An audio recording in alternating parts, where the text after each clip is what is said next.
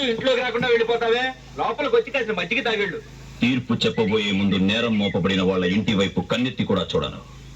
నేరం రుజువు కాని పక్షంలో తీర్పు చెప్పిన తర్వాత వచ్చి నా చెల్లెలి చేతి వంట కడుపు నిండా తిని వెళ్తాను. నువ్వెవరి మీద అయితే తీర్పు ఇవ్వబోతున్నావో వాడు నీ చెల్లెలి కొడుకు మాత్రమే కాదు, రావుబాబు రంగారావు గారి మనవడన్న సంగతి కూడా గుర్తుంచుకుంటే అందరికీ మంచిది. రాయుడు పోనీ.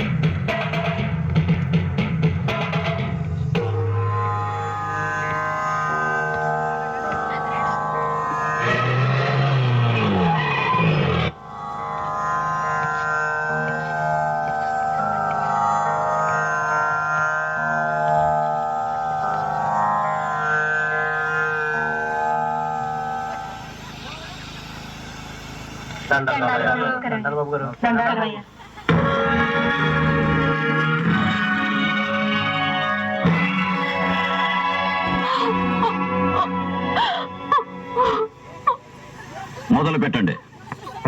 జరిగిందేంటో అయ్యగారికి వివరంగా చెప్పుకోండి. మేము జమీందారు గారి దగ్గర కూలి చేసుకునేటోళ్ళం, వాళ్ళు పోసిన గంజితో కడుపు నింపుకునేటోళ్ళం, వాళ్ళని కన్నెత్తి కూడా చూడని కులంలో పుట్టినోళ్ళం. అటువంటి కులంలో పుట్టిన నా బిడ్డని ఈ జమీందారు గారు అబ్బాయి పాడు చేశాడయ్యా. తన జీవితం నాశనం చేసేశాడు. ధర్మ ప్రభులు దానికి న్యాయం మీరే చెయ్యాలి బాబయ్యా.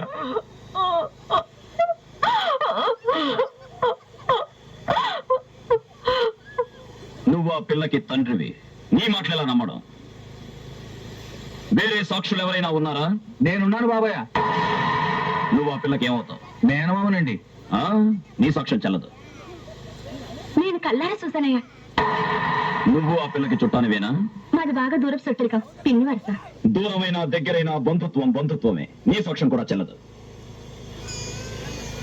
వీళ్లతో ఏ రకమైన చుట్టరికం లేని వాళ్ళు, జరిగిన అన్యాయాన్ని కళ్ళారా చూసిన వాళ్ళు ఎవరైనా ఉంటే ముందుకొచ్చి సాక్ష్యం చెప్పొచ్చు.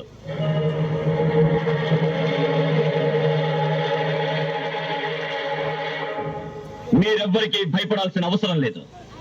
మనమందరం భయపడాల్సింది ఆ భగవంతుడికి, మన మనస్సాక్షికి. చెప్పండి.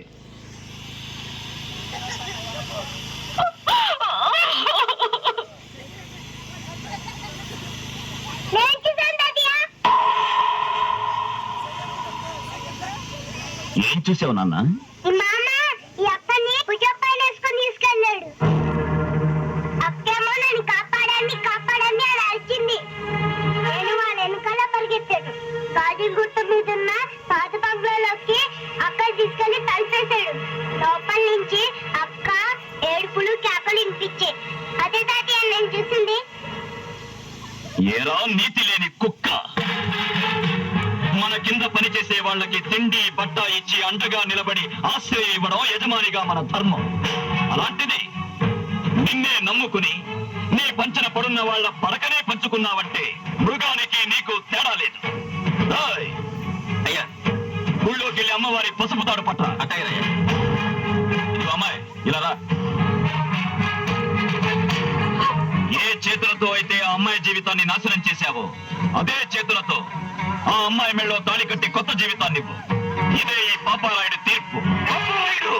నీ తీర్పు మార్చు. అయినా ఇలాంటి అలగజనంతో ఆడుకోవడం మాలాంటి జమీందారులకు మామూలే. నేను నీ చెల్లెలి భర్తని, వీడు మాకు పుట్టిన బిడ్డ.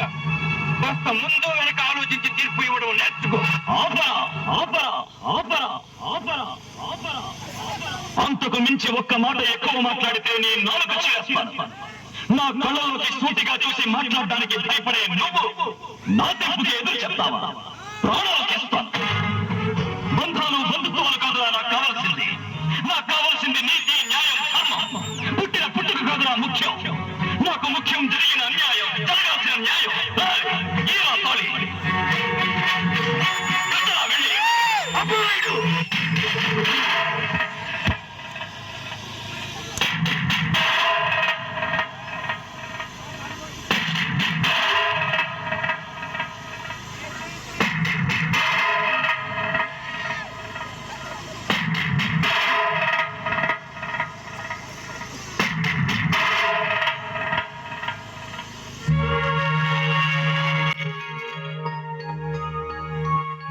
ఇంట్లో నీకే లోటు జరిగినా ఈ పాపారాయుడున్నాడన్న సంగతి మర్చిపోకు. పాపారాయుడు గారికి